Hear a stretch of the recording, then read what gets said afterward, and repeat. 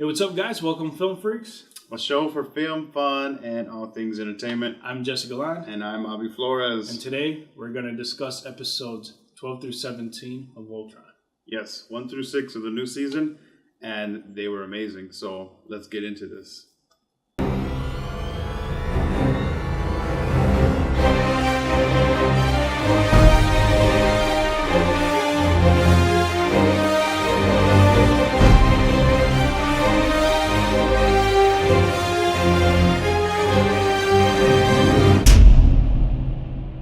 All right, season 2, yes, freaking amazing.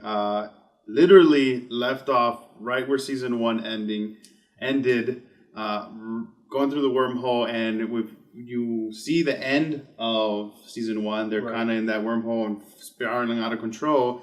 Is exactly where we pick up right in season 2. It's just freaking amazing. Like season 1 was fantastic. I think amazing is just a terrible word to describe how awesome season 2 was. Absolutely. It's I mean, from like, I don't know, it's just, yes. Jumping into the first episode, we get the disbursement of the team, and it starts off with Allura and Pidge. I always say Paige for whatever reason. Pidge. She gets stuck on a asteroid field, and Allura is in a time loop through the wormhole, going back and forth over and over, just stuck and getting out. Yeah, and that episode's real funny because Karan and the mice are like, Karan's getting younger and younger, and the mice are like turning into these different creatures, and Allura's just there like trying to figure it out, which she wouldn't have if Pidge, when she landed on that planet, she starts building like this huge satellite that sends out this beacon, and which takes him out of the time loop, which was really cool on her part. And then at the same time, we also have Shiro and Keith on this other planet where they landed. This moon, I think it was a moon that they landed in there. Keith is looking for Shiro, and Shiro is really, he's injured from the attack in the previous season from Hagar, and it's like some injury on the side that prevents him from actually being mobile. And then he gets attacked by a set of other kind of creatures. Alien creatures. Yeah, so there was a lot going on in episode 1. They were showing a lot of cool stuff. I really liked what they showed us there with those, 4 different characters and everything that they had to deal with. And then we go into episode 2, which has like the 2 more comical guys of the cast here, of the whole team, and they're together, which was just ridiculous, just having them 2 together. And they're like in this underwater world with some mermaids and some crazy stuff going on.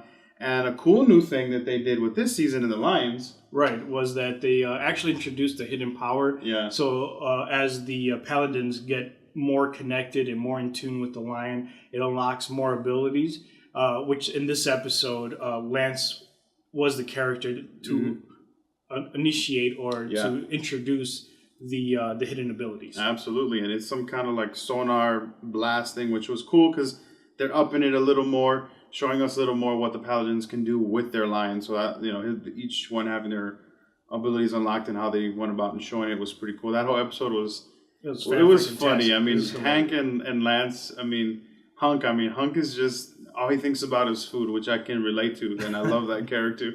And then Lance is just like a typical teenage boy who all he thinks about is like women. So it's just ridiculous, them 2 together.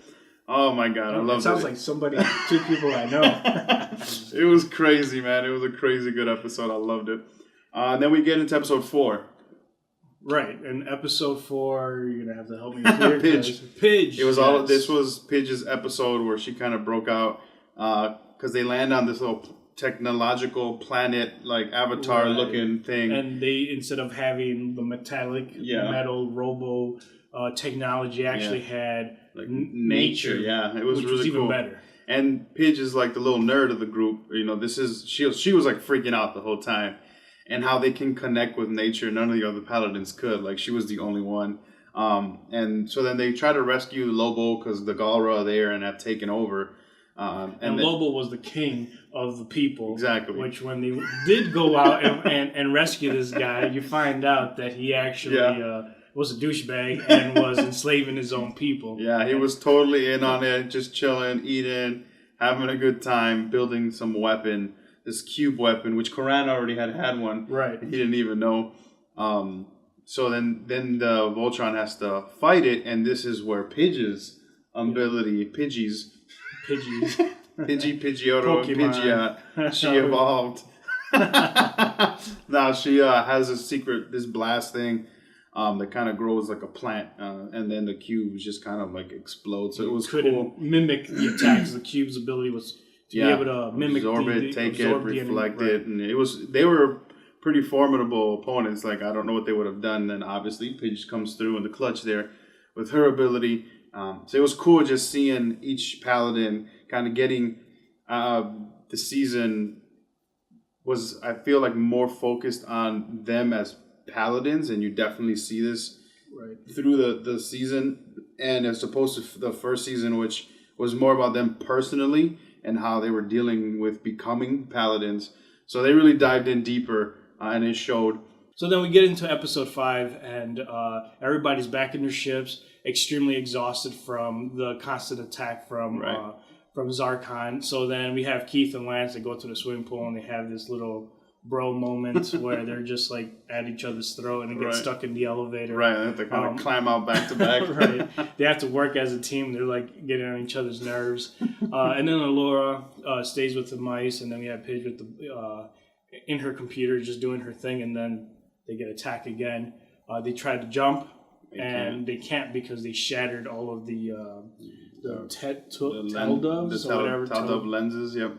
So then, and then Pidge remembers that Hunk had tried to make these cookies, but they were just like these little shiny blue things. And from hearing what Karan needed, she goes and she grabs all those little lenses. And the hilarious part of Karan just kind of putting them in the little wormhole generator and positioning them in all these weird positionings. And he has like some elderly disease. Right, for Allurian disease or virus. Yeah, you get to a certain age and you just apparently get all sweaty. So he's like, in the beginning, he's just all denying it, but then he's like ice skating around the whole ship. And then he has to kind of get them all shiny, and so he throws his sweat all over the place. Which is nasty. Yeah. And then they're able to make a jump and escape from the Zarkon's empire, the Galra. So they at this point, everywhere they go, the Zarkon and his army is like literally right behind them. So they start thinking like, hey, something's going on here. They're tracking us somehow. We don't, what's going on. We have to figure this thing out. Because Shiro had some dream about Ulaz helping him escape the Galra Empire and telling him to go find the Blade of Memorial, some secret group or whatever that are against Zarkon. But before they get there, they're like, we need to figure this out, because if they follow us there, this is going to kind of throw any kind of attempt that we have to defeat this guy is going to ruin it. So they're at that point where it's like, we need to figure this out before we move forward, because if they can continuously track us, like, there's really nothing we can do. Right. So then that leads us right into episode 6. And in episode 6, we get Keith and Allura sneaking out, attempted to sneak out, and they encountered each other. Yeah. So they agreed to go together because they were going to be stubborn about not listening to one another. So then they take off and leave the team behind. Absolutely. And the reason why they do that is so that they can figure out, because they truly believe it's them that they're being tracked in some way. So they disappear for a short period of time. Which we already knew it had something to do either with Shiro or the Black Lion, either or. I thought it was more Shiro. He was thinking more of the lion. So, he was on it, and I was in the right direction. So they left, and which was good, because they needed to find out that it wasn't them. And the rest of the gang, the Paladins, are over here trying to help this little planet out that's kind of under the control, under the hand of the Galra Empire. And Hunk gets his hidden ability. Because his line is already beastie. Like, that thing is like the powerhouse, apart from the black line, because that thing is like ginormous. But the yellow line is the one right next in line. He's the muscle man, and then he gets even more beastie with the claws and the armor and everything, trying to prevent that ship from going into or the ark, as they call it, into the acid or whatever of the planet pit or whatever the planet was about to be destroyed. Absolutely. So once they find out that the Gara followed them anyways, then they tell Allura and Keith, like, hey, it's not you guys, you know, like, Right. come back, we need Voltron. So then at that point, they try to boost. Pidge does like some enhancements, and they hit the boost, and it like ejects them out and blows up their ship, and they're stuck in the middle of nowhere. And we were like, what? You know, and then they're trying to slowly with their jetpacks get to the ship, but it's like damn near impossible. Right, take them forever. And so the red lion senses the danger, so it takes off. Right. Searches for Keith, gets them back, and they kick butt. And do. And I think this was the the second time that we actually see Voltron? The first fight was episode... with Pidge getting the ability. Yeah. And so that was episode 4. So that was the second time we actually see the full transformation of Voltron, which is pretty awesome. I mean, I know for me personally, I don't mind not seeing the full form of Voltron because I really feel like we're definitely getting more story and more development. Characters, yes. So, and when we do see Voltron fully transformed, it's like, yeah, you know, you get more excited to see it as opposed to like constantly seeing it over and over. So, I don't know. When we stopped right here, I thought it was just amazing episodes. Already. And I just wanted to continue going, blow right through this entire season. But we're like, no, we got to take our time. Absolutely. And actually enjoy this. Well, I think that was the third, because so this would have been the third time. Okay. But it was like almost every 2 or 3 episodes that they were showing it, which I agree, because dedicating time to give us good story and good characters is what really makes this show amazing. So then at the end of that episode is when they figured out, like, if Keith and his line can have that connection, definitely Zarkon and the Black Line can have that same connection. And with the witches, with their help and like their magic powers, like him channeling and searching the universe, is how he was tracking them every single time. So that was pretty cool, showing just the depth of how the Paladins and the Lions connect, and then just throughout these episodes with the hidden abilities, and just showing that these Paladins and what they're capable of doing with the Lions hand in hand, and then, you know, giving us the big moments of Voltron. It was really good. Awesome first half of a season. We absolutely loved it. Like they really did raise the bar and made it even better than the first season, which was crazy. The comedy's just it's beyond on point. Like the comedy is just freaking hilarious. Yeah, it is. I'm really loving Uncle Lance. They're the comedy. They're the slapstick of the group. And then you got Karan in there too. And he's just hilarious. So that's what we think about the first 6 episodes. Let us know what were your favorite moments. What do you guys think about the secret abilities? All that stuff. Go ahead and chime in. Let us know, man. We are loving this show. Peace out, guys. Okay. All right, guys. Thanks for watching our episode. Yeah, if you liked our video, go ahead and give us a thumbs up. And if you didn't, you can double click on the thumbs down. Otherwise, don't forget to subscribe, comment, share, and like. Right on. And check us out on our other social media outlets at Instagram and Twitter. And please tweet us at FF Media News.